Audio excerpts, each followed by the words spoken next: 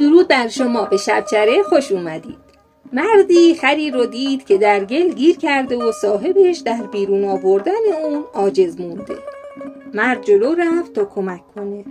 دم خر رو گرفت و زور زد، اما دم خر از جا کنده شد و صاحب خر فریاد زد که مردک تاوان خر منو بده. مرد از ترس جونش فرار کرد و رفت تو کوچه ای. از قضا کوچه بنبست بود. به ناچار خودش رو تو خونه انداخت که زن بارداری تو حیاط کنار حوض داشت چیزی میشست. زن از ترس فریاد زد و بچهش سقط شد. شوهر زن و صاحب خر به دنبال مرد دویدن. مرد همچنان پا به فرار گذاشت و فرار میکرد. از بام خونه‌ای که مال طبیبی بود پرید. جوانی هم پدر مریضش رو در انتظار نوبت تو سایه دیوار خونه خوابونده بود. خلاصه مرد روی پیرمرد افتاد و پیرمرد بیجون در جا مرد.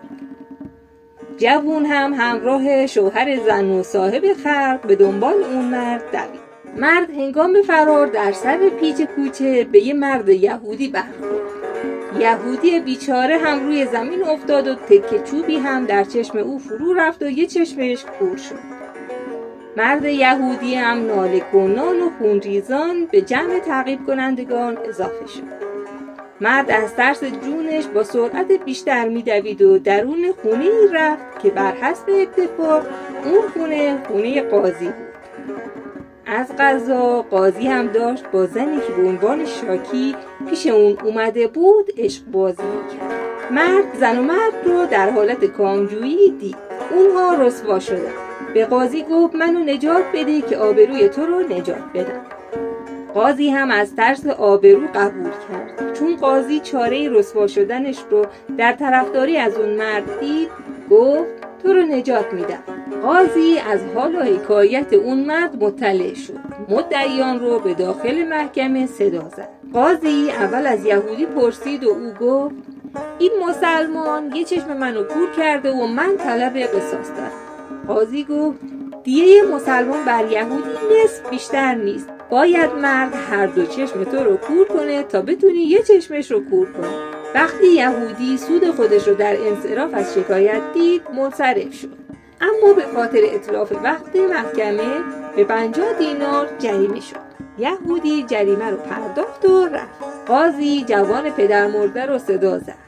اون گفت که این مرد از بام روی پدر مریض هم افتاده و پدرم مرد.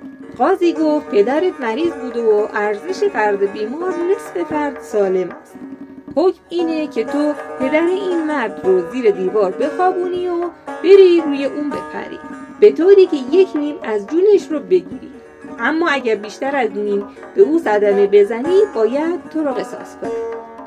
جوون هم صلاح دید که گذشت کنه، اما اون هم به 30 دینار جریمه به خاطر شکایت بیمورد محکوم شد. جوان هم جریمه رو پرداخت و رفت.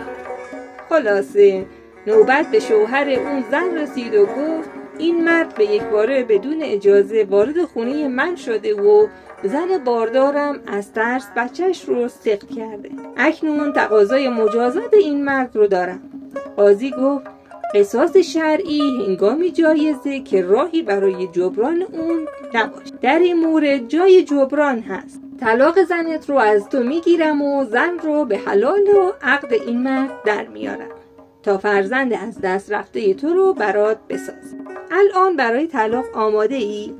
شوهر زن شروع کرد به داد و بیداد که ناگهان صاحب خر داشت از در فرار میکرد که قاضی فریاد زد آهای بایست، حالا نوبت تو شده. صاحب خر همچنان که میدوید و فرار میکرد میگفت من شکایتی ندارم و الان هم میرم مردمانی رو بیارم که شهادت بدن خر من از کرگی دم نداشت. و این بود داستان ضرب المثل خر من از کرگی دم نداشت. مرسی که با ما همراه بودید.